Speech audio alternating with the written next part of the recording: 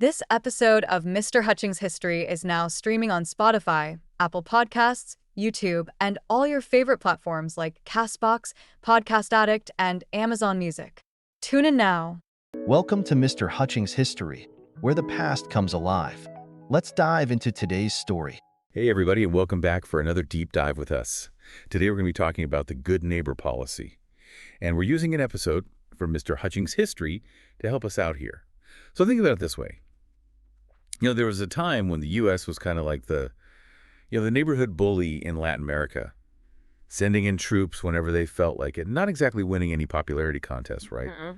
Well, that's where the good neighbor policy comes in, like a total 180 in how the U.S. dealt with its southern neighbors. Yeah, it's really interesting because, this wasn't just like an overnight change. It was a response to decades of U.S. policies that, to be honest, weren't really working out that well. So to really get this good neighbor policy, we need to kind of rewind the clock a little bit. What was going on in U.S. Latin American relations that kind of set the stage for this big shift? Well, the story kind of starts with the Monroe Doctrine way back in 1823. And, on the surface, it seemed like a good thing. Like the U.S. is telling Europe, hey, stay out of the Western Hemisphere. We got this. But, things got a little complicated. Ah, yes, the classic, it's complicated relationship status. So how did the Monroe Doctrine go from protecting Latin America to something a little different? Well, it was supposed to protect Latin America from European colonialism. But over time, it became a justification for the U.S. to intervene in their affairs. Imagine telling your little sibling, don't worry, I'll protect you from bullies. And then you just start calling all the shots and taking what you want. Not exactly the kind of protection they had in mind. That is a perfect analogy. And that kind of brings us up to Teddy Roosevelt and his big stick diplomacy. This was like an addendum to the Monroe Doctrine, right? Exactly. The Roosevelt corollary to the Monroe Doctrine basically said that the U.S. had the right to step in and fix things in Latin America, often using military force. Think like full-blown occupations. Like the U.S. occupied Haiti for almost 20 years, starting in 1915. And the Dominican Republic from 1916 to 1924. They claimed it was for stability, but it really just created a lot of resentment and fueled this anti-American sentiment. So by the 1930s, it was pretty obvious that this might makes right approach wasn't really working. So is that when things started to change? Yeah, there were signs that the U.S. was rethinking its role. So Clark Memorandum of 1930 was pretty important because it basically rejected the Roosevelt corollary and argued that the Monroe Doctrine didn't actually give the U.S. the right to intervene in Latin America. It was a step towards respecting the sovereignty of those nations. And then enters FDR with his New Deal swagger. And he even dedicated part of his 1933 inaugural address to this new vision for U.S. foreign policy. He said, in the field of world policy, I would dedicate this nation to the policy of the good neighbor, the neighbor who resolutely respects himself, and because he does so, respects the rights of others, the neighbor who respects his obligations and respects the sanctity of agreements in and with a world of neighbors. That's quite a statement. Yeah, it really was. And you have to remember that FDR was a pretty savvy politician. The world was on the brink of war, and he needed allies. Latin America was right there. And he knew that cooperation, not coercion, was the key to achieving U.S. goals. So what did this good neighbor policy actually look like in practice? Was it just about being nicer, or were there, concrete changes? Well, it definitely went beyond just being nice. The good neighbor policy had these 4 key principles. First, no more interfering in other countries' affairs. Second, treating Latin American nations as equals. Third, shifting from using military force to economic diplomacy. And finally, fostering this cultural exchange. Now, those are some pretty big shifts. So how did those principles actually play out in real-world situations? Let's get into the nitty-gritty of the good neighbor policy in action. Because we've got the foundation, the why behind this whole good neighbor policy. Now let's see it in action. Where do you think we should start? Well, one interesting example is the Chaco War, which was fought between Bolivia and Paraguay from 1932 to 1935. It was a really brutal conflict over land. And, it could have easily drawn in other countries, including the United States. Yeah, I can see how, the old U.S., the one with the big stick, might have been tempted to jump in and, choose sides or something. But this is the good neighbor era now. What did they do differently? Well, instead of, flexing their military muscle, the U.S. actually backed peace talks. They worked with other nations to try to find a solution. And ultimately, that led to the end of the war. It was a big moment, It really showed that they were serious about these peaceful resolutions. So the U.S. is sending a pretty clear message now. We're not here to boss you around. We're here to help you solve problems. Huge change from before. Now, what about the economic side of the good neighbor policy? Because even if they weren't sending in troops, the U.S. was still very involved in the region's economy, right? Oh, absolutely.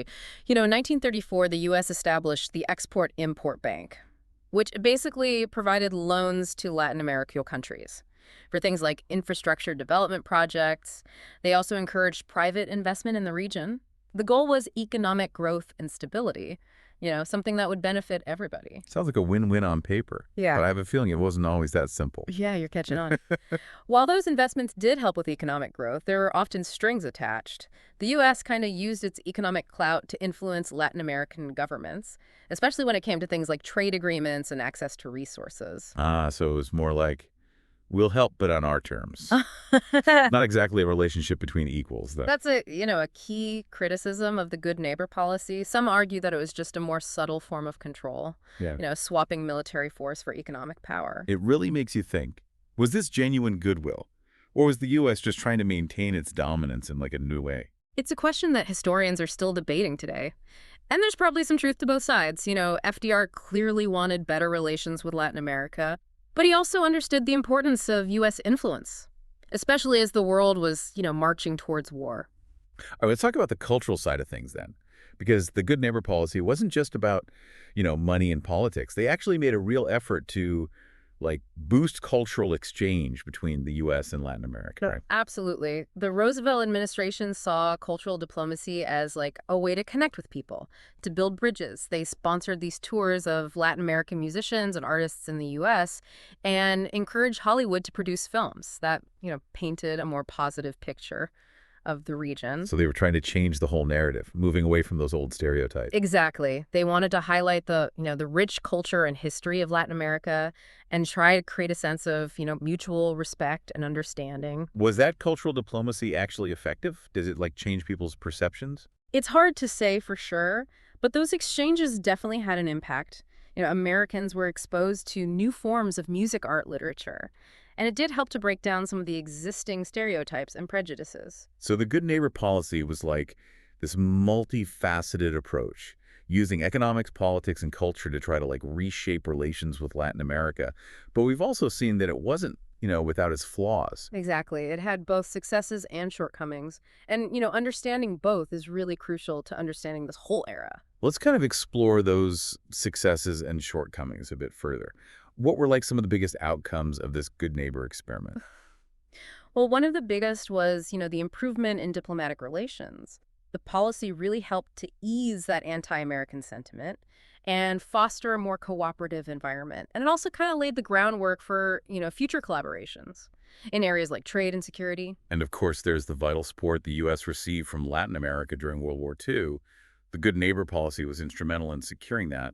Without it, the war effort might have been very different. Absolutely. Many Latin American countries provided crucial resources to the Allies, and some, like Brazil, even sent troops to fight in Europe.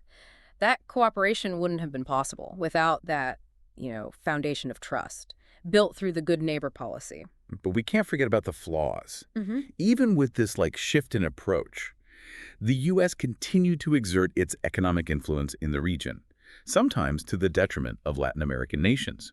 And while there were these efforts to promote cultural understanding, that power imbalance remained a persistent issue.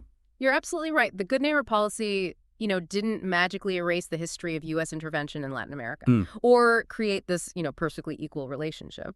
But it was a significant change in direction, moving away from military intervention and towards diplomacy and collaboration. So a step in the right direction, but with a long way to go. Exactly. And that's what makes a good neighbor policy so intriguing. Its legacy is still debated today. Was it a sincere attempt to build better relationships? Or was it just a new form of U.S. dominance? It's a complex question with no easy answers. I think we've done a pretty good job unpacking those complexities. But before we jump into the final part of our deep dive, I have a question for you listening. What stands out to you as the most significant impact of the good neighbor policy? Was it the diplomatic shift, the economic ties, the cultural exchange, or something else entirely? We'd love to hear your thoughts as we move forward. We've spent this deep dive, really exploring the good neighbor policy, its origins, its goals, and its pretty complicated legacy, to be honest. It's really fascinating how this policy tried to reshape U.S. relations with Latin America. Yeah, it was a real pivotal moment. We saw this move away from the big stick diplomacy and a shift towards this more collaborative approach, focusing on, mutual respect and shared interests. But as we've discussed, it wasn't, like a perfect solution. The U.S. still continued to kind of wield its influence, and there was definitely still a long way to go in terms of achieving like true equality. Right. It's really important to remember the historical context here, The good neighbor policy wasn't happening in some kind of vacuum. I mean, the world was in turmoil. The Great Depression was having this global impact. And the rise of fascism in Europe and Asia was threatening, another world war. So FDR had a lot on his plate. He knew the U.S. needed allies. And Latin America being so close geographically and historically, it was kind of like a natural choice, right? So the good neighbor policy, in a way, was like a way to try to build unity in the face of all these global threats. Exactly. It was partly driven by this, strategic necessity. The U.S. needed to secure that hemispheric solidarity. But it's also pretty clear that FDR genuinely wanted to foster better relationships with Latin America. It was this interesting blend of pragmatism and idealism. And that's what makes this policy so interesting to study. It wasn't just black or white, good or bad. It was complex with this mix of motivations and outcomes. Absolutely. And, despite its complexities and its shortcomings, the good neighbor policy did leave a pretty lasting impact. It changed the whole dynamic between the U.S. and Latin America. Yeah, it really ushered in this era of greater respect for national sovereignty and a real commitment to peaceful resolutions. Think about how the U.S. handled the Chaco War, supporting diplomacy instead of that military intervention.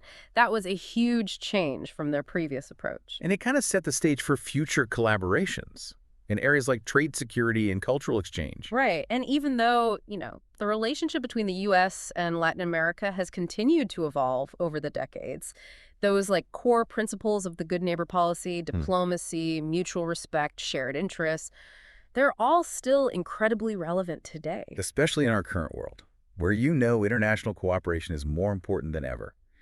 The good neighbor policy, despite its flaws, really offers some valuable lessons for how nations can navigate these like complex relationships and work together to address common challenges. Yeah, it reminds us that, even with a complicated history, it's possible to strive for a more cooperative and equitable future. Well said. As we wrap up this deep dive into the good neighbor policy, we really encourage you to keep thinking about its complexities and its legacy. Yeah. What did you find most surprising? What questions does it raise for you about U.S. foreign policy today? History is about more than just facts and dates. It's about understanding how past events continue to shape the world we live in. Thanks for joining us on this journey through history. We'll be back soon with another deep dive into a fascinating topic. Until then, keep exploring, keep questioning, and keep learning. Thanks for listening to Mr. Hutchings History. Keep exploring, and we'll see you next time.